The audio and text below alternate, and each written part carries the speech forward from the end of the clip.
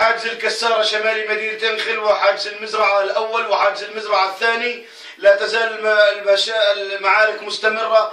تم تدمير دبابة تي 72، قتل كافة العناصر، اغتنام دبابة تي 72 وعربة بي ام بي وذخائر متنبعة.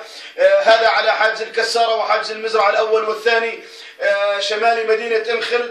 أما عن حاجز المشفى الوطني بجاسم فهو محاصر وتحت النار.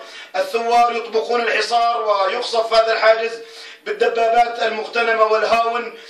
الثوار رغم البرد الشديد ورغم الظروف الجوية السيئة مستمرون بمعركتهم. نصر من الله وفتح قريب. لليوم الثالث على التوالي هذه المعركة التي تعد ذات أهمية استراتيجية كبيرة، حيث تشهد غرفة عمليات على مستوى عالي من التنظيم والإدارة. تنضم تحت راية هذه الغرفة مختلف الفصائل من مختلف مناطق حوران.